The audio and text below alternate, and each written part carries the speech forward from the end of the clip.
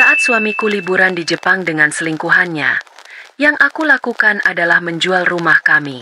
Dia pulang bukan ke istananya, tapi ke kehidupan yang sengsara. Sebelum kita mulai ceritanya, absen dulu di kolom komen ya. Jangan lupa like dan subscribe biar nggak ketinggalan babak selanjutnya. Di rumah megah di salah satu sudut paling premium di Jakarta Selatan ini, kehidupan Anissa adalah sebuah kanvas yang dilukis dengan warna-warni kebahagiaan. Atau setidaknya, begitulah kelihatannya. Anissa meletakkan secangkir kopi hitam tanpa gula di depan suaminya, Adrian. Ia tersenyum. Senyum yang telah ia latih selama 10 tahun pernikahan mereka. Senyum yang bisa berarti, aku mencintaimu, selamat pagi, atau aku baik-baik saja, tergantung pada siapa yang bertanya. Terima kasih, sayang, ujar Adrian. Matanya tak lepas dari layar tablet yang menampilkan grafik dan angka yang rumit. Kemeja birunya yang licin dan mahal tanpa kontras dengan kaftan rumahan sutra yang dikenakan Anissa. Kamu memang paling jago urusan rumah. Pujian itu, seperti biasa, terdengar tulus sekaligus meremehkan. Seolah-olah mengurus istana seluas 800 meter persegi ini adalah satu-satunya keahlian yang dimiliki Anissa, melupakan fakta bahwa ia pernah menjadi analis keuangan yang tajam sebelum Adrian memintanya untuk fokus pada keluarga setelah mereka menikah. Anissa hanya tersenyum lagi. Ia sudah terbiasa. Ada yang mau aku bicarakan, kata Adrian, akhirnya meletakkan tabletnya. Ia menatap Anissa dengan tatapan serius yang biasanya ia pasang saat akan mengumumkan sebuah keputusan besar. Anissa menegakkan duduknya. Ada apa, Mas? Proyek baru di kantor. Klien dari Jepang. Sangat besar. Aku harus ke sana untuk finalisasi desain dan presentasi. Jantung Anissa berdetak sedikit lebih cepat. Berapa lama? Sekitar 2 minggu. Mungkin sedikit lebih. Tergantung negosiasi. Aku berangkat lusa, jawab Adrian. Suaranya lugas, seolah itu adalah hal paling wajar di dunia. Kita akan ke Tokyo dan Kyoto. Klien ingin melihat beberapa arsitektur tradisional sebagai inspirasi. Kyoto, nama kota itu meninggalkan gema aneh di benak Anissa. Untuk proyek arsitektur modern yang selalu digarap firma Adrian, rasanya sedikit tidak sinkron. Tapi ia menepis pikiran itu, menganggapnya sebagai ketidaktahuannya akan dunia suaminya. Dunia yang sengaja dibuat Adrian agar Anissa tidak perlu ikut pusing. Tentu, Mas. Ini kesempatan besar, ucap Anissa. Suaranya terdengar mendukung, seperti yang diharapkan dari seorang istri yang baik. Jaga kesehatan di sana. Pasti. Justru karena ini penting, aku harus fokus penuh, tambah Adrian. Sebuah kalimat penegas yang terasa seperti tembok tak kasat mata. 2 hari kemudian, Anissa mengantar Adrian ke bandara. Ia memeluk suaminya, mencium aroma parfum mahal yang familiar. Hati-hati, ya, kabari aku kalau sudah sampai. Pasti, sayang. Kamu juga jaga diri, jaga rumah, balas Adrian. Menepuk punggungnya pelan sebelum berbalik dan berjalan cepat menuju gerbang keberangkatan, menarik kopernya yang ramping. Anissa berdiri di sana, di tengah keramaian Terminal 3, merasakan dingin yang aneh merayap di hatinya. Ia melihat punggung suaminya yang semakin menjauh, punggung yang selama ini menjadi sandarannya. Namun entah kenapa pagi itu terlihat seperti punggung orang asing. Sebuah firasat, kecil namun tajam seperti serpihan kaca, berbisik di dalam dirinya bahwa perjalanan ini akan mengubah segalanya. Rumah yang biasanya terasa hidup dengan kehadiran Adrian kini terasa hampa dan terlalu besar. Gema langkah Anissa di lantai marmer menjadi satu-satunya suara yang menemaninya. Keheningan ini memberinya ruang yang tidak ia inginkan. Ruang untuk berpikir, untuk merasa, untuk curiga. Kontak pertama dari Adrian datang 8 jam setelah pesawatnya dijadwalkan mendarat. Sebuah pesan singkat di WhatsApp. Adrian, sudah mendarat. Capek banget. Langsung meeting. Nanti aku kabari lagi ya. Miss you. Anissa membalasnya dengan cepat. Alhamdulillah. Selamat bekerja. Mas, jangan lupa makan. Miss you too. Namun, ada yang aneh. Biasanya, Adrian akan mengirimkan foto dari jendela pesawat, atau swafoto konyol dari kursi bus menuju hotel. Biasanya, ia akan menelepon sebentar, meski hanya untuk mendengar suaranya. Pola yang sudah terbangun selama bertahun-tahun kini terputus. Hari-hari berikutnya, pola aneh itu berlanjut. Komunikasi mereka terasa seperti sebuah laporan wajib, bukan percakapan antara suami istri yang saling merindu. Pesan-pesan Adrian datang pada jam-jam yang ganjil, selalu singkat dan diakhiri dengan "sedang sibuk" atau "meeting penting". Adrian, pagi di sini. Mau berangkat ke Kyoto. Perjalanan panjang. Anissa, hati-hati di jalan. Mas, fotonya ditunggu loh. Adrian, pasti, kalau sempat. Tapi foto itu tidak pernah datang. Anissa mencoba menyibukkan diri. Ia melakukan yoga di paviliun taman, membaca novel-novel tebal yang sudah lama tertumpuk, bahkan mencoba resep kue baru yang rumit. Tapi pikirannya selalu kembali pada Adrian. Pada jeda yang terlalu lama di antara balasan pesannya. Pada suaranya yang terdengar terburu-buru saat mereka akhirnya berhasil teleponan selama 3 menit. "Bagaimana Kyoto?" tanya Anissa suatu malam. "Indah, tapi padat sekali jadwalnya. Kliennya sangat detail," jawab Adrian dari seberang. Terdengar suara denting gelas dan musik samar di latar belakang. "Kamu sedang di luar?" "Iya, dinner dengan tim klien." "Aduh, maaf, sayang, aku dipanggil. Nanti aku telepon lagi ya. Love you." Telepon ditutup bahkan sebelum Anissa sempat membalas ucapan cintanya. Firasat itu semakin kuat, bukan lagi bisikan, melainkan sebuah dengungan konstan di telinganya. Anissa merasa seperti detektif di dalam hidupnya sendiri, mencari petunjuk atas kejahatan yang belum terbukti. Ia mulai memperhatikan hal-hal kecil yang ia lewatkan. Saat ia merapikan laci kerja Adrian sebelum suaminya berangkat, ia menemukan reservasi restoran untuk 2 orang di sebuah tempat romantis di Gion, Kyoto, bukan untuk pertemuan bisnis berjumlah besar. Saat itu ia mengabaikannya, berpikir mungkin Adrian ingin memberinya kejutan suatu saat nanti. Kini, pikiran itu terasa naif dan bodoh. Anissa duduk sendirian di ruang keluarga yang luas, menatap layar ponselnya yang gelap. Ia merasa terisolasi, tidak hanya oleh jarak geografis, tetapi juga oleh dinding kebohongan yang ia rasakan sedang dibangun Adrian di sekelilingnya, bata demi bata. Ia ingin percaya pada suaminya, pada 10 tahun pernikahan mereka. Tapi intuisi seorang wanita yang telah diabaikan terlalu lama, menjerit bahwa surga yang ia tinggali ini hanyalah fasad dari sebuah neraka yang akan segera terungkap.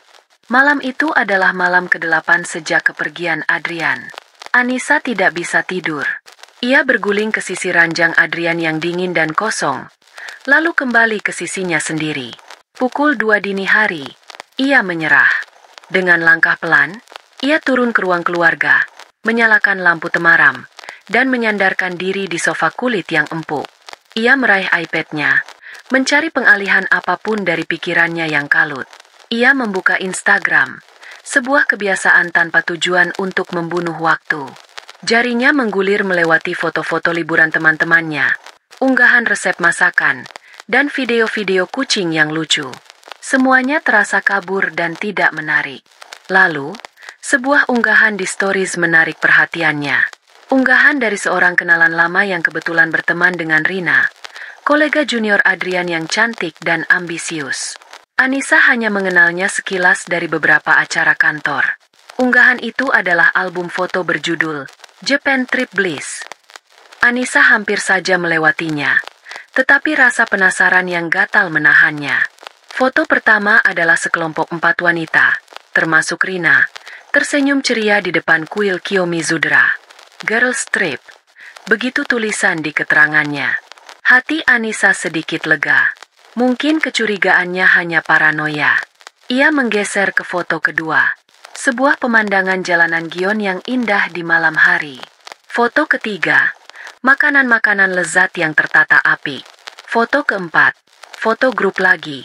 Kali ini di tengah hutan bambu Arashiyama. Anissa memperbesar foto itu, hanya untuk memastikan.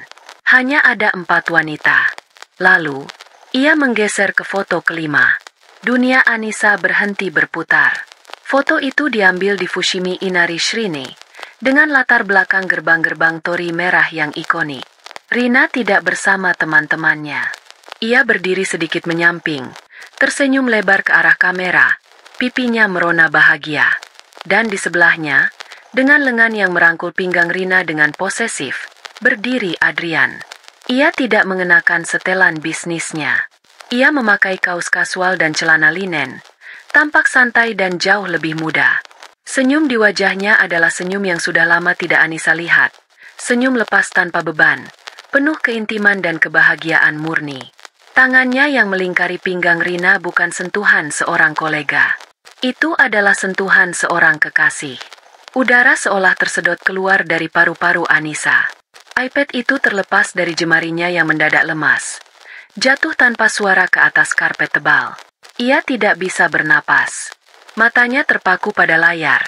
Pada pengkhianatan yang terpampang begitu jelas dalam resolusi tinggi. Perjalanan bisnis. Klien penting. Jadwal padat. Semuanya bohong. Setiap pesan singkat. Setiap telepon terburu-buru. Setiap kebohongan kini memiliki wajah. Wajah Rina yang tersenyum kemenangan. Tangannya gemetar hebat saat ia meraih kembali iPad itu. Ia memperbesar gambar itu lagi dan lagi, seolah berharap detailnya akan berubah. Tapi tidak. Cincin kawin di jari Adrian berkilat di bawah cahaya matahari Kyoto. Di pergelangan tangan Rina, melingkar sebuah gelang Cartier Love. Gelang yang sama persis dengan yang hilang dari kotak perhiasan Anissa sebulan yang lalu, yang ia pikir ia jatuhkan di suatu tempat. Itu adalah momen klarifikasi yang paling brutal. Tidak ada lagi ruang untuk keraguan. Tidak ada lagi tempat untuk harapan. Firasatnya bukan paranoia. Itu adalah kebenaran yang menyakitkan. Di sana, ribuan kilometer jauhnya, suaminya tidak sedang bekerja keras untuk masa depan mereka. Dia sedang membangun kehidupan lain, di atas puing-puing kebohongan yang ia berikan pada Anissa. Keheningan di rumah mewah itu kini terasa mencekik, seolah dinding-dinding marmer itu ikut menertawakan kebodohannya. Reaksi pertama bukanlah kemarahan, melainkan kehancuran total. Tubuh Anissa merosot dari sofa ke lantai marmer yang dingin, seolah tulangnya telah berubah menjadi jeli. Isak tangis yang tertahan akhirnya pecah, bukan raungan keras, melainkan tangisan sunyi yang menggetarkan seluruh tubuhnya.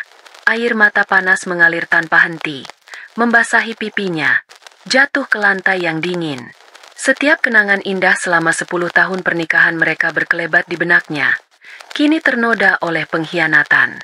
Lamaran romantis di tepi pantai, janji suci di depan altar, tawa mereka saat mendekorasi rumah ini untuk pertama kalinya. Semuanya terasa seperti adegan dari film yang pemeran utamanya adalah seorang penipu ulung. Ia merasa bodoh, naif, dan buta. Anissa tidak tahu berapa lama ia menangis di sana, di lantai ruang keluarganya yang gelap. Mungkin 1 jam, mungkin 3. Ia hanya tahu bahwa ketika cahaya fajar pertama mulai menyelinap melalui jendela, air matanya telah kering, meninggalkan rasa sakit yang tumpul dan kekosongan yang luar biasa di dadanya. Dengan sisa tenaga yang ia miliki, ia menyeret dirinya ke kamar mandi. Ia menatap pantulan dirinya di cermin besar. Wajahnya bengkak. Matanya merah, rambutnya berantakan. Ia melihat potret seorang wanita yang hancur, seorang korban. Dan pada saat itulah, sesuatu dalam dirinya bergeser. Di kedalaman tatapan matanya yang sembab, sebuah kilatan berbeda muncul. Bukan lagi kesedihan, melainkan bara api. Kemarahan. Kemarahan yang dingin, tajam, dan terfokus. Marah pada Adrian atas kebohongannya. Marah pada Rina atas perannya. Dan yang paling penting, marah pada dirinya sendiri karena membiarkan dirinya diremehkan begitu lama. Karena menukar kecerdasan dan kemandiriannya demi ilusi sebuah sangkar emas. Ia menatap lebih dalam ke cermin, melewati sosok wanita yang menangis. Ia mulai melihat sosok lain, Anissa sang analis keuangan. Anissa yang bisa membaca data, mengidentifikasi risiko, dan membuat keputusan strategis tanpa emosi. Anissa yang otaknya dilatih untuk melihat angka, bukan janji manis. Wanita itu telah tertidur lama, dibuai oleh kenyamanan dan cinta palsu. Kini, Ia terbangun. Kesedihan itu tidak hilang. Luka itu masih menganga. Tapi kini luka itu terbungkus oleh lapisan baja yang baru terbentuk. Air mata telah membersihkan pandangannya, bukan mengaburkannya. Ia tidak akan membiarkan Adrian pulang dan melihatnya hancur. Ia tidak akan memberinya kepuasan itu. Adrian tidak akan pulang ke pelukan seorang istri yang patah hati. Dia tidak akan pulang ke rumah ini sama sekali. Anissa menegakkan punggungnya. Tatapannya di cermin menjadi tajam. Rencana mulai terbentuk di benaknya. Bukan rencana yang emosional dan gegabah, tetapi rencana yang dingin, metodis, dan kejam. Jika Adrian ingin menghancurkan dunia mereka, Anissa akan memastikan Adrian tidak akan mendapatkan apa-apa dari reruntuhannya. Anissa akan membakar dunia itu hingga ke fondasinya, dan membangun istananya sendiri di atas abunya. Air mata telah berhenti. Baja telah ditempa. Perang baru saja akan dimulai. Pagi itu, Anissa tidak lagi bergerak seperti wanita yang terluka. Ia bergerak dengan tujuan. Ia mandi, lalu membuka lemari pakaiannya. Ia melewati deretan gaun sutra dan kaftan santai, pakaian yang merepresentasikan perannya sebagai Nyonya Adrian. Di bagian paling belakang lemari, tergantung koleksi busana kerjanya yang sudah lama tak tersentuh. Ia memilih sebuah blus berwarna navy blue yang tegas dan celana panjang berwarna krem. Pakaian itu terasa sedikit asing di tubuhnya, seperti zirah yang sudah lama tidak dikenakan, namun terasa pas. Sambil menyisir rambutnya dengan rapi, ia meletakkan ponselnya di meja rias dan melakukan panggilan pertama. Jantungnya berdebar kencang, bukan karena takut, tapi karena adrenalin. Kantor Hukum Ratna Rekan. Selamat pagi. Selamat pagi. Saya ingin bicara dengan Ibu Ratna, kata Anissa. Suaranya terdengar lebih mantap dari yang ia duga. Nama saya Anissa Wijaya. Saya butuh konsultasi untuk gugatan cerai. Mendesak. Keheningan sesaat di seberang telepon sebelum si penerima telepon berkata, "Baik, Ibu, saya sambungkan." 1 jam kemudian, Anissa sudah duduk di kantor Bu Ratna, seorang pengacara wanita berusia 50-an dengan tatapan setajam elang dan reputasi sekeras baja. Kantornya modern, efisien, dan terasa dingin. Antitesis dari rumah Anissa yang hangat namun penuh kepalsuan. Tanpa air mata, Anissa menceritakan semuanya dengan runut, menyajikan fakta seolah-olah ia sedang memberikan laporan keuangan. Ia menunjukkan foto di Instagram, reservasi restoran, dan menjelaskan kejanggalan komunikasi mereka. Bu Ratna mendengarkan tanpa interupsi. Jemarinya diketuk-ketukan pelan ke meja mahoni. Ketika Anissa selesai, ia hanya mengangguk. Bukti yang sangat kuat. Sekarang, mari kita bicara aset. Apa saja yang kalian miliki? Disinilah Anissa bersinar. Ia mengeluarkan sebuah map yang sudah ia siapkan. Di dalamnya ada salinan sertifikat rumah, daftar rekening bank bersama, polis asuransi, dan dokumen investasi. Rumah ini warisan dari orang tua saya. Tapi nama Adrian ikut tercantum dalam sertifikat atas desakannya dulu. Itu akan sedikit rumit, tapi bukan tidak mungkin, kata Bu Ratna, matanya memindai dokumen. Ada dokumen lain yang mungkin bisa membantu. Anissa menarik napas dalam. Ada. Surat kuasa menjual. Ia menceritakan tentang rencana investasi Adrian setahun yang lalu. Bagaimana suaminya menandatangani surat itu dan tidak pernah mencabutnya kembali setelah rencana itu batal. Mata Bu Ratna berbinar. Anissa, kamu baru saja memberiku amunisi utama kita. Anissa merasa gelombang kekuatan menjalari dirinya. Keputusannya benar. Setelah pertemuan selama 2 jam itu, Anissa berjalan keluar dari gedung kantor dengan langkah yang lebih ringan. Ia masuk ke dalam mobilnya dan melakukan panggilan kedua. Halo, Rian? Sapanya pada seorang teman lama yang kini menjadi agen properti sukses. Anissa, tumben sekali. Apa kabar? Baik, Rian. Aku butuh bantuanmu. Aku mau jual rumahku, kata Anissa. Langsung ke intinya. Terdengar keheningan kaget di seberang. Jual? Rumahmu yang itu? Kenapa mendadak? Ceritanya panjang. Aku butuh penjualan cepat. Rian, sangat cepat. Aku punya surat kuasa penuh. Aku ingin rumah itu terjual sebelum pertengahan bulan depan. Saat ia menutup telepon, sebuah notifikasi pesan muncul di layar ponselnya. Dari Adrian. Adrian, sedang di Shinkansen menuju Tokyo. Hari ini luar biasa melelahkan. Kangen sekali dengan masakan kamu. Love you. Sebuah tusukan kecil dari rasa sakit yang lama masih terasa, tetapi dengan cepat tertutup oleh tekadnya yang dingin. Jarinya dengan lincah mengetik balasan. Sebuah mahakarya kepura-puraan. Anissa, semangat ya, Mas. Aku juga kangen. Cepat pulang ya. Love you too. Ia menekan tombol kirim, lalu meletakkan ponselnya. Wajahnya tidak menunjukkan emosi apapun. Topengnya telah terpasang sempurna. Di seberang dunia, Adrian sedang menikmati surga palsunya, tidak menyadari bahwa di rumah, istrinya baru saja menekan tombol untuk meledakkan seluruh dunianya. 2 hari setelah pertemuan pertamanya, Anissa kembali duduk di hadapan Bu Ratna. Kali ini, ia tidak datang sebagai klien yang bingung, melainkan sebagai partner strategis. Di atas meja mahoni yang berkilau, tergeletak salinan surat kuasa menjual yang asli, yang telah Anissa ambil dari brankas tersembunyi di ruang kerjanya. Dokumen itu terasa berat di tangannya, bukan karena bobot kertasnya, tapi karena bobot kekuasaan yang terkandung di dalamnya. Bu Ratna meninjaunya dengan kacamata bacanya. Bibirnya menyunggingkan senyum tipis penuh kekaguman. Ini bukan hanya kertas. Anissa, ini adalah peluru emasmu. Ditandatangani olehnya, dengan saksi notaris, dan tidak pernah dicabut secara hukum. Sempurna. Jadi saya bisa langsung menjualnya? Tanya Anissa, suaranya mantap. Secara hukum, ya. Kamu adalah perwakilannya yang sah untuk transaksi ini, jelas Bu Ratna. Tapi kita harus bergerak dengan cerdas.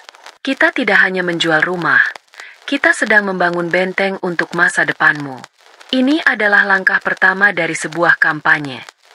Bu Ratna kemudian memaparkan strateginya. Pertama, penjualan rumah harus dilakukan secepat mungkin. Idealnya kepada pembeli tunai untuk meminimalkan proses birokrasi perbankan yang bisa memakan waktu dan menimbulkan kecurigaan. Kedua, dana dari penjualan itu harus langsung masuk rekening baru atas nama Anissa.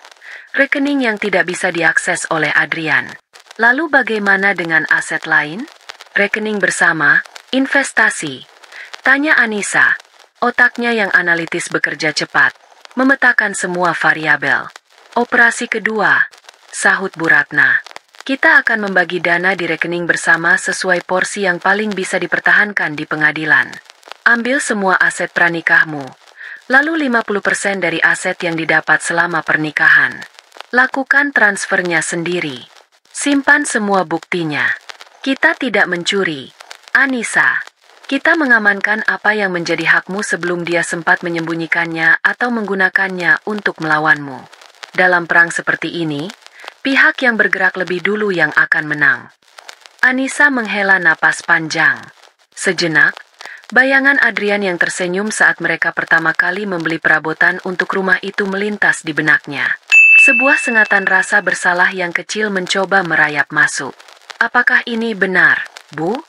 Bisiknya, lebih pada dirinya sendiri. Bu Ratna mencondongkan tubuhnya ke depan. Tatapannya yang tajam melembut sejenak.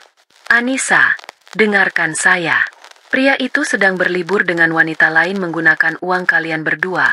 Di saat kamu di sini menjaga rumah dan kesetiaanmu. Dia yang lebih dulu melanggar sumpah. Dia yang lebih dulu berbohong. Kamu tidak memulai perang ini. Kamu hanya memastikan kamu tidak menjadi korban satu-satunya. Keadilan tidak selalu datang dengan pasif. Terkadang ia harus dijemput dengan paksa.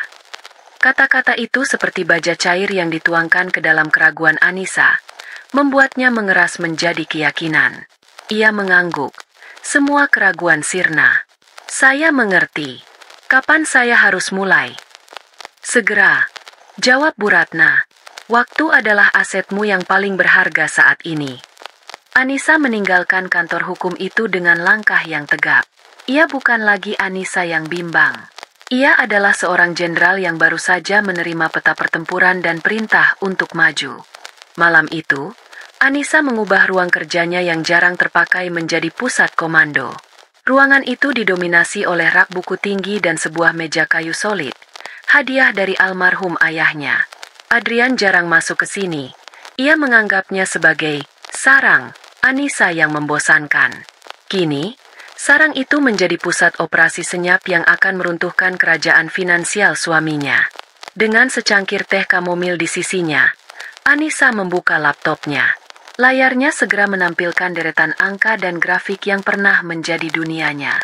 Dengan ketenangan seorang profesional, ia membuka beberapa tab peramban, portal internet banking, situs investasi, dan laman pembukaan rekening baru di sebuah bank swasta yang reputasinya sangat baik dalam menjaga privasi nasabah. Ia mulai dengan membuka rekening baru atas nama dirinya sendiri. Bukan lagi Anissa Wijaya, melainkan Anissa Prameswari, menggunakan nama gadis ibunya, sebuah penghormatan simbolis pada garis keturunan wanita kuat yang mendahuluinya. Sebuah awal yang baru. Setelah rekening itu aktif, operasi sesungguhnya dimulai. Ia masuk rekening bersama mereka. Rekening gaji Adrian yang menampung dana miliaran rupiah. Dengan spreadsheet yang telah ia siapkan, ia bekerja dengan presisi bedah. Ia menghitung total dana yang masuk selama 10 tahun pernikahan. Ia membaginya 2. Ia menambahkan nilai aset warisan yang pernah ia cairkan untuk membantu modal usaha Adrian di awal karirnya, lengkap dengan bunga yang seharusnya ia dapatkan.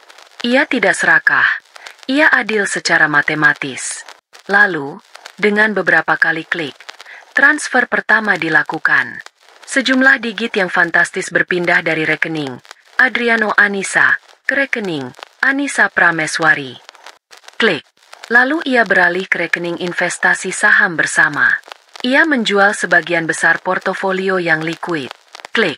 Dana itu pun ia pindahkan. Klik. Setiap klik terasa seperti dentuman palu godam yang meretakkan fondasi kehidupan mereka. Tidak ada suara, tidak ada drama, hanya perpindahan data digital yang senyap namun memiliki konsekuensi yang menghancurkan. Ia sengaja menyisakan sejumlah dana yang cukup di rekening bersama agar tidak langsung memicu alarm dari pihak bank atau Adrian jika ia kebetulan mengeceknya. Cukup untuk biaya hidup beberapa bulan. Sebuah jebakan agar Adrian tetap merasa tenang. Dalam waktu kurang dari 1 jam, Anissa telah berhasil membongkar arsitektur keuangan yang mereka bangun selama 1 dekade. Ia mengamankan masa depannya, melucuti senjata finansial suaminya, dan melakukannya dengan keanggunan dan ketepatan yang tidak pernah Adrian duga ia miliki. Anissa menutup laptopnya. Ruangan itu kembali hening. Namun, keheningan itu kini terasa berbeda. Bukan lagi keheningan yang kosong, melainkan keheningan yang penuh dengan kekuatan. Kekuatan seorang wanita yang telah mengambil kembali kendali atas takdirnya. Keesokan siangnya, sebuah mobil sedan berhenti di depan gerbang rumah Anissa. Rian, teman lamanya, keluar dari mobil dengan wajah yang masih menunjukkan campuran antara keterkejutan dan kekhawatiran. "An, aku masih tidak percaya," katanya begitu mereka duduk di teras belakang yang menghadap ke taman yang sempurna. "Kamu yakin 100%? Ini rumah impianmu." Anissa tersenyum tipis, senyum yang tidak mencapai matanya. "Dulu memang impianku, Rian, tapi mimpi bisa berubah menjadi mimpi buruk. Aku lebih dari 100% yakin." Ia menyerahkan salinan surat kuasa dan dokumen lainnya. "Aku butuh pembeli tunai. Investor yang tidak peduli dengan sejarah rumah, hanya peduli pada lokasi dan potensi keuntungan. Aku bersedia menurunkan sedikit harga demi kecepatan." Rian menatap mata Anissa dan melihat tekad yang tak tergoyahkan di sana.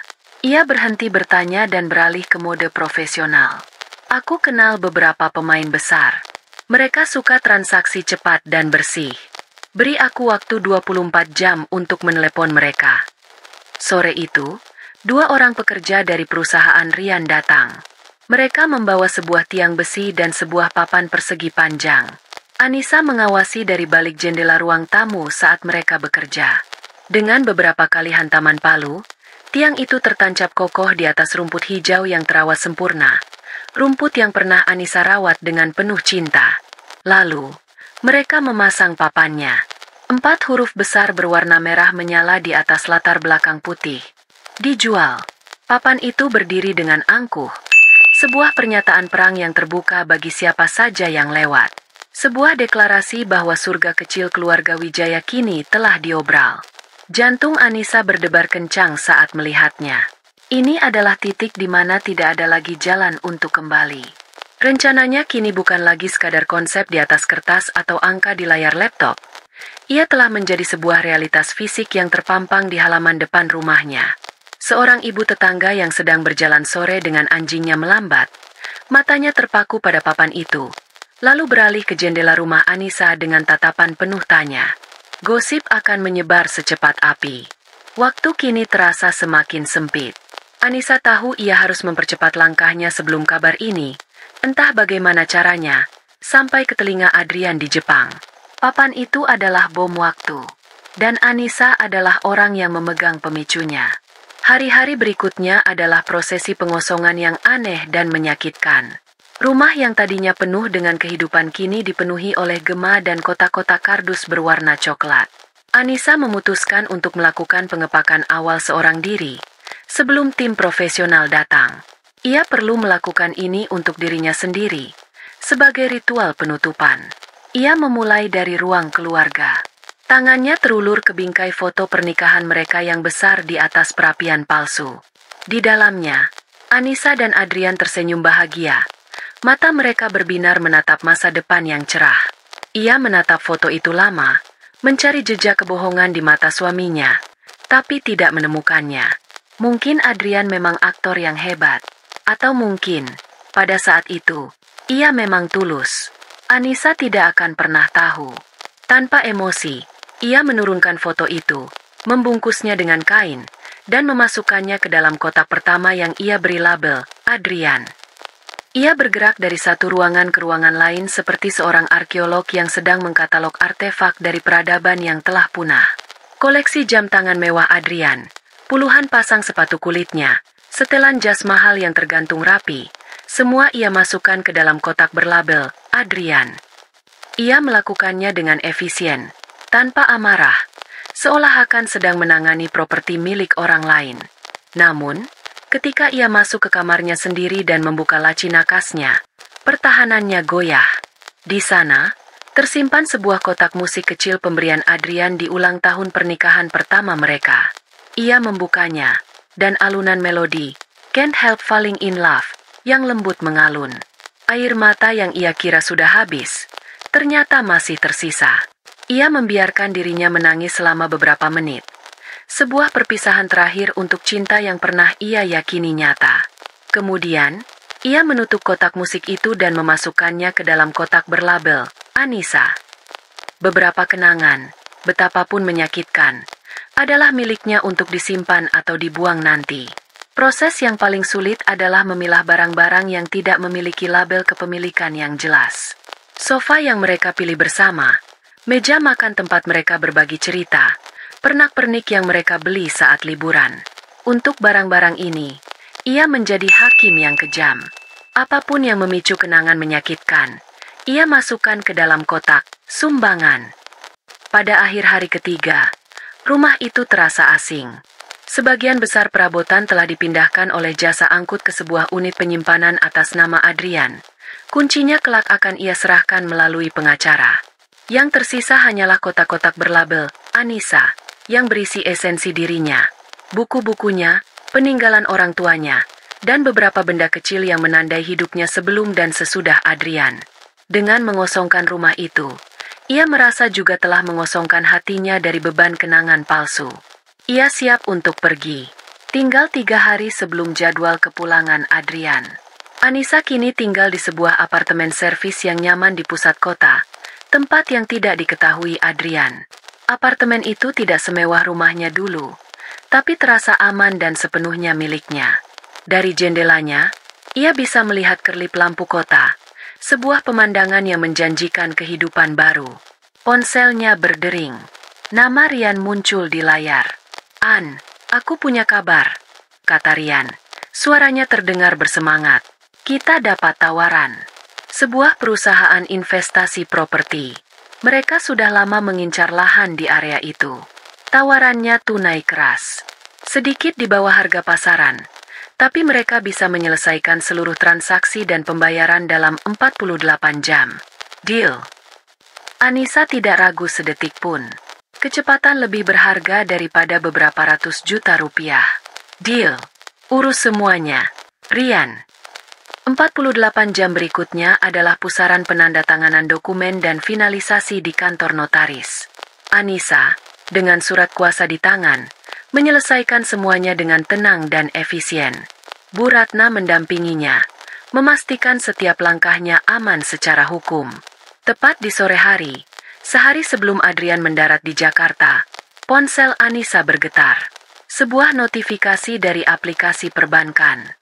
Dana penjualan rumah, sebuah angka dengan digit yang membuat kepala pusing, telah masuk dengan selamat ke rekening Anissa Prameswari. Itu adalah suara kemerdekaannya. Harga dari sebuah rumah yang penuh dusta. Ia menatap angka itu lama, merasakan gelombang kelegaan yang luar biasa. Ia berhasil. Ia telah memenangkan perang senyap ini. Dan seolah diatur oleh takdir yang paling ironis, sebuah pesan lain masuk pada saat yang bersamaan. Pesan dari Adrian. Adrian, pekerjaan di sini selesai. Aku sudah di Bandara Narita. Siap pulang. Tiket di tangan. Tidak sabar untuk kembali ke pelukanmu dan tidur di ranjang kita. Aku sangat merindukan rumah. Anissa membaca pesan itu 2 kali. Merindukan rumah.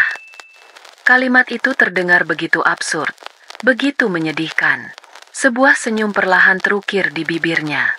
Bukan senyum hangat atau bahagia, melainkan senyum dingin yang penuh kemenangan mutlak. Ia menatap pemandangan kota dari jendela apartemennya. Cakrawala baru yang menantinya. Selamat jalan, Adrian. Bisiknya pada keheningan kamarnya. Rumah yang kamu rindukan sudah tidak ada lagi.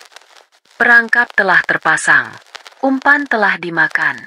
Yang tersisa hanyalah menunggu sang mangsa pulang untuk menemukan nerakanya sendiri.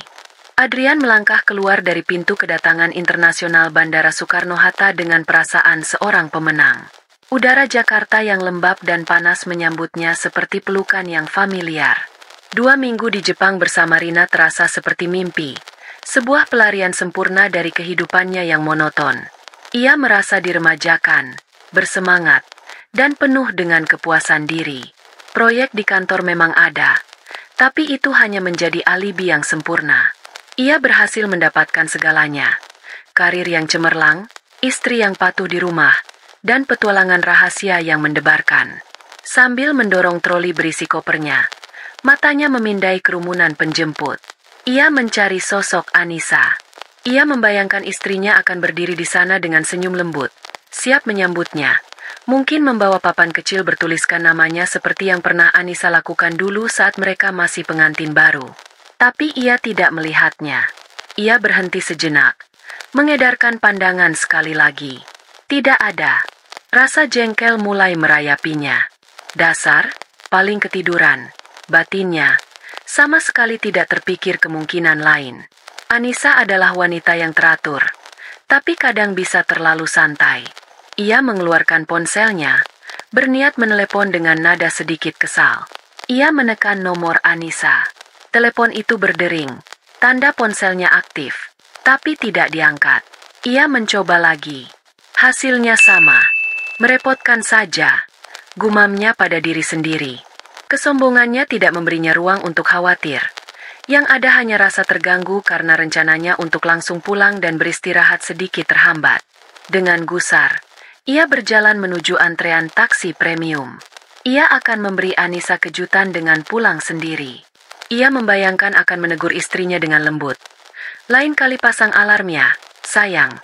Lalu menikmati wajah bersalah Anissa yang akan berusaha menebusnya dengan menyiapkan makan malam kesukaannya. Skenario itu membuatnya tersenyum kecil. Ia masih memegang kendali penuh. Ke Pondok Indah, Pak. Katanya pada sopir taksi Alphard hitam yang membukakan pintu untuknya. Saat mobil melaju membelah jalan tol, Adrian bersandar dengan nyaman. Ia membuka galeri foto di ponselnya, Tersenyum melihat foto-foto mesranya dengan Rina di Kyoto. Candi, taman bambu, makan malam romantis. Ia harus menghapus semua ini sebelum sampai di rumah. Dengan beberapa kali sentuhan, semua bukti digital dari perselingkuhannya lenyap. Ia merasa pintar dan bersih, siap kembali memainkan perannya sebagai suami yang setia. Ia sama sekali tidak menyadari bahwa bukti yang sesungguhnya sudah lama diamankan oleh pihak lain. Perjalanan dari bandara terasa seperti biasa. Kemacetan Jakarta yang tak terhindarkan, deretan gedung pencakar langit, dan jalanan yang familiar. Adrian lebih banyak menatap ponsel, membalas beberapa email pekerjaan untuk menunjukkan betapa berdedikasinya ia. Saat taksi akhirnya berbelok ke jalanan yang rindang menuju kompleks perumahannya, ia akhirnya mengangkat kepala. Ia menantikan pemandangan rumahnya, desain modern minimalis hasil karyanya sendiri, dengan taman yang selalu terawat rapi oleh Anissa. Ia membayangkan lampu teras yang menyala hangat menyambut kepulangannya. Taksi melambat dan berhenti. "Sudah sampai, Pak," kata sopir. Adrian melihat keluar jendela, dan keningnya berkerut. Ada yang salah. Rumah itu gelap gulita. Tidak ada satupun lampu yang menyala. Gerbangnya tertutup rapat, dan suasana di sekitarnya terasa aneh, seperti rumah tak berpenghuni. Lalu matanya menangkap sesuatu yang membuat darahnya seakan berhenti mengalir. Tepat di tengah gerbang, tergantung sebuah spanduk yang tulisannya tercetak tebal dan jelas, diterangi oleh lampu taksi. Terjul. Untuk beberapa detik, Adrian hanya bisa menatap. Otaknya menolak untuk memproses informasi itu. Ini pasti lelucon, pikirnya. Atau sopirnya salah alamat. Ia memeriksa nomor rumah yang tertera di pilar gerbang. Benar, nomor 17. Ini rumahnya. "Pak, totalnya 420.000. Suara sopir membuyarkan lamunannya. Dengan gerakan kaku, Adrian membayar dan turun dari taksi. Ia berdiri di trotoar, di depan rumahnya sendiri, merasa seperti orang asing. Rasa panik yang dingin mulai merayap naik dari perutnya. Ia merogoh sakunya, mengeluarkan kunci gerbang. Saat ia memasukkannya ke lubang kunci, ia merasakan sensasi logam yang tidak pas. Kunci itu tidak mau berputar. Gemboknya telah diganti. Ia menggedor gerbang besi itu dengan keras. "Anissa, Anissa, buka. Ini aku." Tidak ada jawaban, hanya keheningan. Ia menempelkan wajahnya ke celah gerbang, mencoba melihat ke dalam. Halamannya kosong. Garasi yang biasanya diisi mobilnya dan mobil Anissa kini melompong. Ia bisa melihat siluet rumahnya yang gelap di bawah cahaya bulan. Terasa seperti sebuah makam yang megah. Panik kini berubah menjadi kemarahan. Apa maksud semua ini? Apakah mereka dirampok? Apakah Anissa menjual rumah tanpa memberitahunya? Itu tidak mungkin. Namanya ada di sertifikat. Ia tidak mungkin bisa menjualnya tanpa tanda tangannya. Dengan tangan gemetar, ia kembali menelepon Anissa. Kali ini, setelah dering kedua, panggilannya ditolak. Jantung Adrian mencelos. Ini bukan perampokan. Ini bukan lelukon. Ini adalah sesuatu yang disengaja. Sesuatu yang telah direncanakan. Dan ia adalah targetnya. Berdiri di tepi jalan seperti orang bodoh, Adrian merasakan amarah dan kebingungan berperang di dalam dirinya. Ia terus menekan tombol panggil ulang di ponselnya, namun nomor Anissa kini tidak lagi bisa dihubungi. Ia merasa dipermainkan, dipermalukan. Tiba-tiba, ponselnya bergetar. Sebuah notifikasi pesan masuk. Dari Anissa. Harapan seketika melonjak di dadanya. Akhirnya, sebuah penjelasan. Ia membuka pesan itu dengan tergesa-gesa. Isi pesan itu singkat, dingin, dan menusuk tepat ke jantungnya. "Kuharap penerbanganmu menyenangkan. Gugatan ceraimu sudah kusiapkan. Silakan hubungi pengacaraku. Alamat, Menara Brawijaya LT 15, Jalan Gatot Subroto. Kunci unit penyimpanan barang-barangmu ada padanya." Adrian membaca pesan itu 3 kali. Setiap kata terasa seperti tamparan. Gugatan cerai, pengacara, barang-barang. Otaknya tidak mampu mencerna kecepatan eskalasi ini. 2 minggu yang lalu ia meninggalkan seorang istri yang patuh. Kini ia disambut oleh seorang musuh yang telah mempersiapkan perang. Tanpa berpikir panjang, ia menyetop taksi lain yang kebetulan lewat, membanting pintu, dan meneriakkan alamat yang tertera di pesan Anissa. Amarah memberinya energi. Ia akan menemui pengacara ini dan menuntut penjelasan. Ia akan menemui Anissa dan mengakhiri drama konyol ini. Sesampainya di gedung kantor yang menjulang tinggi, ia menyerbu masuk ke lobi. Ia menemukan nama kantor hukum, Ratna Arekan, di direktori dan segera naik lift. Pintu kantor itu terbuat dari kaca buram yang elegan. Ia mendorongnya dengan kasar. Seorang resepsionis muda mendongak kaget. "Selamat malam. Ada yang bisa saya bantu?" "Saya Adrian Wijaya. Saya mau bertemu Anissa atau pengacaranya," tuntutnya. Suaranya menggema di ruangan yang sunyi. "Mohon tunggu sebentar, Pak." Beberapa saat kemudian, seorang pria muda yang tenang berjas keluar dari sebuah ruangan. "Bapak Adrian? Saya asisten Ibu Ratna. Ibu Anissa tidak ada di sini. Beliau hanya menitipkan ini untuk Anda." Pria itu menyodorkan sebuah amplop coklat tebal. Tangan Adrian gemetar saat menerimanya. Ia merobeknya dengan tidak sabar. Di dalamnya, bertumpuk dokumen legal. Di halaman pertama, tertulis jelas, gugatan perceraian. Ia membalik halaman-halaman itu dengan napas terengah-engah. Dasar gugatan, perselingkuhan.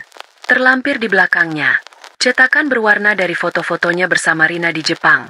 Laporan tagihan kartu kredit bersama yang digunakan untuk membayar hotel dan makan malam romantis.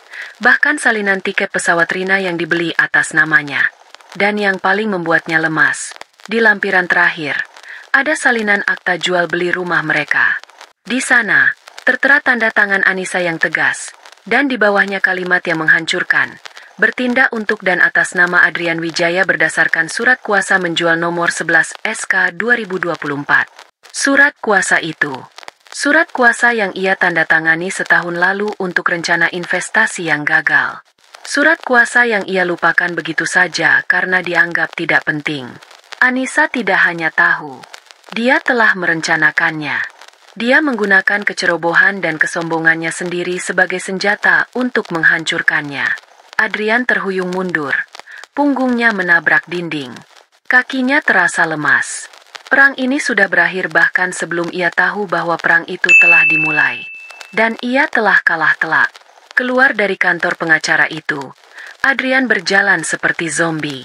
Hiruk-pikuk jalanan Jakarta tidak lagi terasa. Dunianya menyempit menjadi dengungan kosong di telinganya. Ia butuh tempat untuk berpikir, untuk menyusun kembali kepingan dunianya yang hancur berkeping-keping. Ia butuh kamar hotel. Ia masuk ke lobi sebuah hotel bintang 5 yang sering ia gunakan untuk bertemu klien. Kemewahan yang familiar itu biasanya membuatnya merasa berkuasa. Malam ini, ia merasa seperti seorang penyusup. 1 kamar deluxe, untuk 2 malam, katanya pada resepsionis. Suaranya serak. Ia menyodorkan kartu kredit utamanya, sebuah kartu platinum dengan limit tak terbatas. Resepsionis wanita itu menggeseknya dengan senyum profesional. Senyum itu memudar saat ia menatap layar komputernya. Ia menggeseknya lagi. "Mohon maaf, Pak, kartunya ditolak." Adrian mengerutkan kening. Rasa malunya mulai terbakar. "Tidak mungkin. Coba lagi." Resepsionis itu mencoba sekali lagi dengan enggan. "Tetap tidak bisa, Pak. Sepertinya ada masalah dari pihak bank." Dengan napas tertahan, Adrian mengeluarkan kartu kredit lain dari dompetnya. Kartu cadangan dari bank yang berbeda. "Coba yang ini." Hasilnya sama. "Ditolak juga, Pak." Wajah Adrian memerah. Beberapa orang di belakangnya mulai berbisik. Dipermalukan, ia melangkah menjauh dari meja resepsionis dan dengan panik membuka aplikasi mobile banking di ponselnya. Jantungnya berdebar kencang saat ia melihat saldo di rekening bersama mereka. Angkanya sangat kecil, bahkan tidak cukup untuk membayar sewa apartemen sederhana selama sebulan. Ia mencoba membuka aplikasi investasinya. Sebuah pesan muncul di layar. "Akses Anda telah dibekukan atas permintaan pengadilan." Ponselnya berdering keras. Nama mitra bisnisnya, Bima, muncul di layar. "Drian, lo di mana?" teriak Bima dari seberang bahkan sebelum Adrian sempat berkata halo. "Gue barusan ditelepon bank. Ada perintah pembekuan sebagian aset lo atas permintaan pengadilan untuk gugatan cerai. Lo ada masalah apa?" Setiap kata dari Bima adalah paku yang menancap di peti mati kehidupannya. Ini bukan hanya rumah. Ini bukan hanya rekening bersama. Anissa telah melancarkan serangan total. Ia telah melumpuhkan seluruh infrastruktur finansialnya. Wanita yang ia anggap hanya mengerti soal taman dan resep masakan, telah mengeksekusi sebuah kudeta keuangan dengan presisi yang mematikan. Ia bukan hanya kehilangan rumah. Ia telah kehilangan segalanya. Uangnya, asetnya, reputasinya. Ia kini miskin. Seorang pria kaya raya 24 jam yang lalu, kini menjadi gelandangan yang bahkan tidak bisa menyewa kamar hotel. Terduduk di sebuah bangku taman yang keras di depan lobi hotel yang gemerlapan, Adrian merasakan gelombang keputusasaan yang paling dalam. Ia telah kehilangan segalanya. Hampir segalanya. Masih ada satu orang. Satu sauh harapan di tengah badai ini. Rina. Wanita yang menjadi alasannya mengambil risiko ini. Wanita yang mencintainya, bukan hartanya. Mereka memiliki hubungan yang nyata, penuh gairah dan pengertian. Rina akan membantunya. Ia pasti akan menampungnya, memberinya kekuatan untuk bangkit kembali. Dengan sisa harapan yang ia miliki, ia menekan nomor Rina. Setelah beberapa dering yang terasa seperti selamanya, Rina mengangkatnya. "Adrian? Kamu sudah pulang." Suara Rina terdengar sedikit waspada, tidak sehangat biasanya. "Rin, gawat," kata Adrian. Suaranya pecah. Ia menceritakan semuanya dengan panik. Rumah yang dijual, rekening yang kosong, kartu yang ditolak. "Anissa, dia gila. Dia ambil semua uangnya. Aku nggak punya apa-apa sekarang. Rin, aku butuh kamu. Aku hanya punya kamu." Ada keheningan yang panjang dan dingin di seberang telepon. Keheningan yang membuat perut Adrian melilit. Lalu, suara Rina terdengar lagi, tapi nadanya telah berubah total. Suara itu kini tajam, tanpa emosi, dan penuh jarak. "Aku? Apa hubungannya sama aku?" Adrian terperangah. "Apa maksudmu?" "Kita. Itu masalah rumah tangga kamu, Adrian," potong Rina dengan cepat. "Aku nggak mau ikut campur dalam drama kalian. Aku kira kamu pria sukses yang bisa mengatur hidupmu dengan baik. Ternyata aku salah." "Tapi Jepang kita." Adrian tergagap, tidak percaya dengan apa yang ia dengar. Jepang itu liburan yang menyenangkan, Adrian. Dan sekarang liburannya sudah selesai. Kata Rina, setiap katanya adalah belati es. "Aku punya karir yang harus aku pikirkan. Aku tidak bisa terlibat dengan masalahmu ini. Maaf." Sebelum Adrian bisa membalas, ia menambahkan kalimat terakhir yang paling kejam. "Jangan hubungi aku lagi." Klik. Panggilan itu berakhir. Adrian menatap layar ponselnya yang kini gelap. Keheningan. Putus asa. Pengkhianatan terakhir, yang paling menyakitkan, datang dari orang yang ia pikir adalah sekutunya. Wanita yang menjadi penyebab kehancurannya, kini menjadi orang pertama yang meninggalkannya di tengah puing-puing. Ia tidak punya apa-apa. Tidak punya rumah, tidak punya uang, tidak punya kekasih, tidak punya harga diri. Ia benar-benar sendirian. Di tengah gemerlap kota Jakarta, di bawah langit yang tak peduli, Adrian Wijaya akhirnya mengerti arti dari kemiskinan yang sesungguhnya. Itu bukanlah ketiadaan uang, melainkan ketiadaan harapan. 6 bulan setelah malam yang menghancurkan itu, Anissa dan Adrian bertemu kembali. Bukan di rumah mereka yang megah atau di restoran mewah, melainkan di sebuah ruang mediasi yang dingin dan steril di pengadilan agama. Anissa duduk tegak di kursinya, mengenakan blazer berwarna gading yang memberinya aura profesional dan tenang. Di sisinya, Bu Ratna duduk dengan tumpukan dokumen yang tersusun rapi. Di seberang meja, Adrian tampak seperti bayangan dari dirinya yang dulu. Setelan jasnya terlihat sedikit kebesaran di tubuhnya yang lebih kurus, dan ada lingkaran hitam di bawah matanya yang dulu angkuh. Ia didampingi seorang pengacara muda yang tampak gugup, seolah sudah tahu bahwa ia datang ke pertempuran yang sudah pasti kalah. Prosesnya berjalan cepat dan brutal. Pengacara Adrian mencoba berargumen bahwa Anissa telah melakukan penggelapan aset. Bu Ratna dengan tenang membantahnya. Satu persatu meletakkan bukti di atas meja. "Penggelapan, Yang Mulia?" ujar Bu Ratna. Suaranya tajam. "Klien saya hanya mengamankan apa yang menjadi haknya. Dana dari penjualan rumah ini," ia menunjuk salinan akta jual beli, "sepenuhnya sah, dilakukan berdasarkan surat kuasa yang ditandatangani oleh Bapak Adrian sendiri." Ia kemudian menunjukkan bukti perselingkuhan yang tak terbantahkan. Foto-foto, tagihan kartu kredit, tiket pesawat. Sementara klien saya menjaga kehormatan pernikahan di Jakarta, Bapak Adrian justru menggunakan aset bersama untuk membiayai liburan romantis dengan wanita lain. Siapakah di sini yang sesungguhnya melakukan penggelapan kepercayaan dan aset? Adrian mencoba menyela. Suaranya penuh amarah dan frustrasi. "Ini tidak adil. Dia menjebakku." Mediator menatapnya dengan dingin. "Bapak Adrian, apakah Bapak menyangkal telah menandatangani surat kuasa ini? Apakah Bapak menyangkal berada di Jepang dengan wanita yang bukan istri Bapak, menggunakan fasilitas yang dibiayai dari rekening bersama?" Adrian terdiam. Wajahnya pucat. Tidak ada yang bisa ia sangkal. Keputusannya sudah bisa ditebak.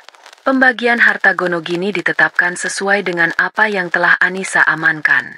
Adrian hanya berhak atas barang-barang pribadinya yang tersimpan di unit penyimpanan dan sebagian kecil dari sisa dana di rekening bersama.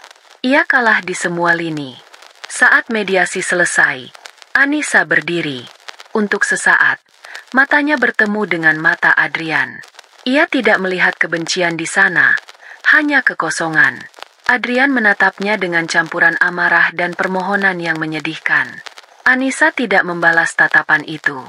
Ia hanya mengangguk singkat pada Bu Ratna, berbalik, dan berjalan keluar dari ruangan itu tanpa menoleh ke belakang. Ia tidak merasakan kemenangan yang meledak-ledak. Yang ia rasakan adalah kelegaan yang dalam. Sebuah pintu besar yang berat dalam hidupnya akhirnya tertutup dan terkunci selamanya. Dunia Adrian telah menyusut. Dari rumah seluas 800 meter persegi, kini ia tinggal di sebuah kamar kos berukuran 3 kali 4 meter di daerah padat penduduk.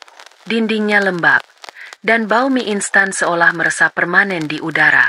Kemewahan telah berganti menjadi perjuangan sehari-hari untuk bertahan hidup. Ia mencoba mencari pekerjaan. Namun, reputasinya di industri arsitektur dan properti telah hancur. Skandal perceraiannya, ditambah dengan rumor yang sengaja disebarkan secara halus oleh beberapa kontak Bu Ratna tentang ketidakstabilan finansial dan moralnya, membuatnya menjadi paria. Firma-firma besar yang dulu memujanya kini bahkan tidak membalas emailnya. Teman-teman pestanya yang dulu selalu ada saat ia mentraktir, kini menghilang seperti hantu. Setiap pagi, ia menatap pantulan dirinya di cermin kamar mandi yang retak. Pria di cermin itu adalah orang asing. Wajahnya kuyu, matanya tidak lagi memiliki kilau kepercayaan diri. Ia telah kehilangan kilaunya. Aura kesuksesan yang dulu menjadi magnet bagi banyak orang, termasuk Rina. Dalam kesendiriannya, ia memiliki banyak waktu untuk berpikir. Awalnya, ia menyalahkan semua orang. Ia menyalahkan Anissa yang dianggapnya kejam dan licik. Ia menyalahkan Rina yang meninggalkannya begitu saja. Ia menyalahkan mitra bisnisnya yang tidak mau menolongnya. Namun, perlahan-lahan, di tengah malam-malam panjang yang sunyi, sebuah kesadaran yang mengerikan mulai merayap masuk. Akar dari semua ini adalah dirinya sendiri. Kesombongannya yang membuatnya meremehkan Anissa. Kecerobohannya yang membuatnya melupakan surat kuasa. Ketidaksetiaannya yang menjadi pemicu segalanya. Ia telah menanam benih kehancurannya sendiri, dan kini ia terpaksa menuai buahnya yang paling pahit. Kesadaran itu tidak memberinya kedamaian. Itu hanya menambah lapisan keputusasaan pada penderitaannya.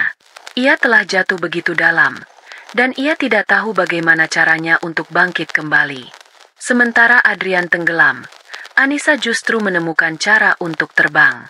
Setelah perceraiannya selesai, Ia mengambil waktu beberapa bulan untuk menata kembali hidupnya. Ia pindah ke apartemen yang lebih besar, mendekorasinya sesuai seleranya sendiri, hangat, penuh seni, dan nyaman, tanpa sentuhan marmer yang dingin dan impersonal. Namun, ia merasa ada sesuatu yang kurang. Ia memiliki kebebasan finansial, tetapi ia butuh tujuan. Inspirasi itu datang dari pengalamannya sendiri.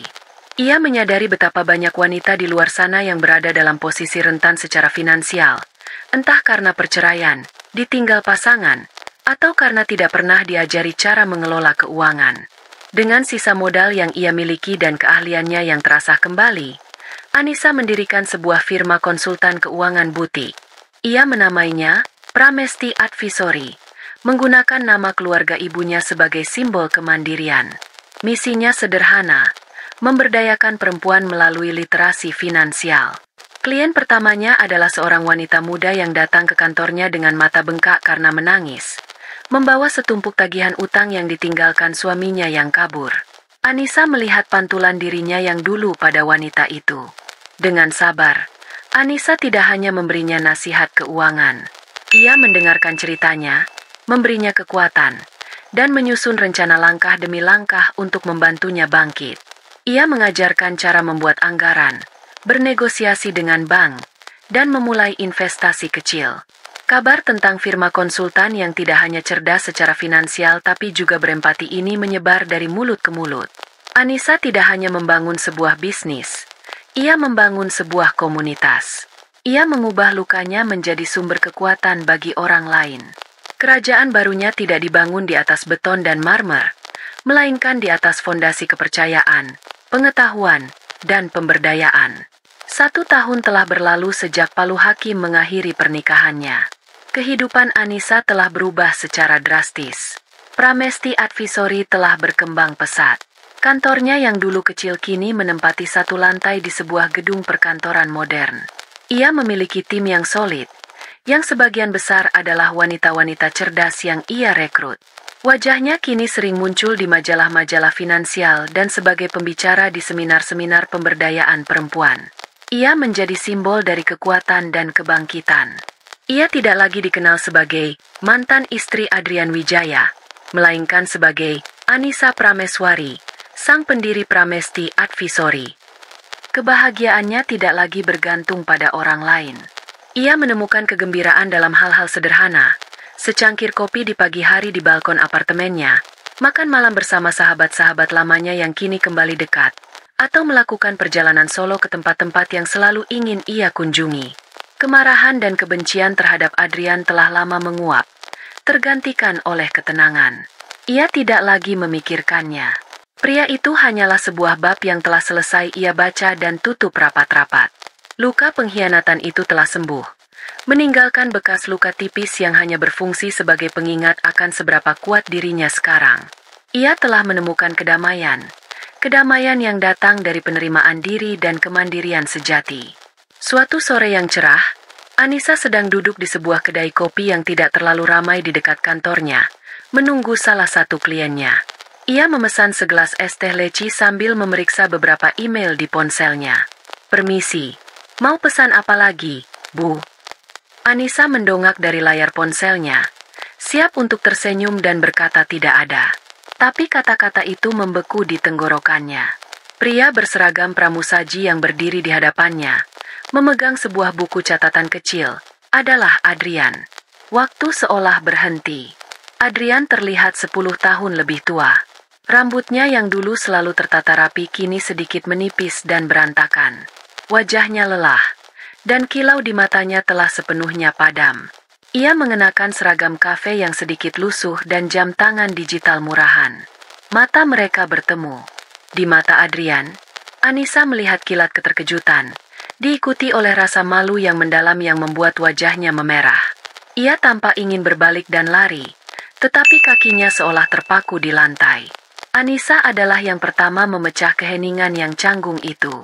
Ia tersenyum, senyum yang tulus dan tenang. "Tidak, terima kasih. Ini saja cukup." Setelah kliennya datang dan pergi, dan Anissa bersiap untuk meninggalkan kafe, Adrian mendekati mejanya lagi dengan ragu-ragu. Anissa. Suaranya serak, nyaris tak terdengar. Aku minta maaf. Untuk segalanya. Aku bodoh. Aku kehilangan segalanya karena kebodohanku. Anissa menatapnya. Benar-benar menatapnya untuk pertama kali setelah sekian lama. Ia tidak melihat monster yang telah menghancurkan hatinya. Ia hanya melihat seorang pria yang tersesat dan kalah. Tidak ada lagi kebencian, tidak ada lagi amarah, bahkan tidak ada lagi rasa kasihan. Yang ada hanyalah sebuah ketidakpedulian yang damai. Aku sudah memaafkanmu, Adrian. Katanya lembut. Kata-kata itu keluar dengan mudah, tanpa beban. Bukan untukmu, tapi untuk diriku sendiri. Supaya aku bisa benar-benar melangkah maju. Ia berhenti sejenak, lalu menambahkan, semoga kamu menemukan jalanmu. Anissa meletakkan selembar uang Rp100.000 di atas meja. Jauh lebih banyak dari harga tehnya, lalu berdiri. Ia berjalan menuju pintu keluar, merasakan sinar matahari sore yang hangat menyinari wajahnya. Ia tidak menoleh ke belakang. Ia tidak perlu. Masa lalunya ada di belakangnya, bekerja sebagai pramusaji di sebuah kedai kopi. Masa depannya ada di hadapannya, cerah, luas, dan sepenuhnya miliknya. Anissa Prameswari telah benar-benar bebas. Itulah akhir dari kisah Anissa, sebuah bukti bahwa balas dendam termanis bukanlah dengan melihat orang lain hancur, melainkan dengan fokus membangun hidup baru yang jauh lebih bersinar. Anissa tidak hanya memenangkan hartanya kembali, tapi juga harga diri dan kebahagiaannya. Nah, sekarang giliran kalian yang jadi hakimnya. Coba tulis di kolom komentar. Menurutmu, tindakan Anissa itu A. Sudah setimpal, B. Terlalu kejam, C. Harusnya lebih parah lagi. Pilih A, B, atau C dan berikan alasanmu. Aku penasaran, tim yang mana yang paling banyak di sini?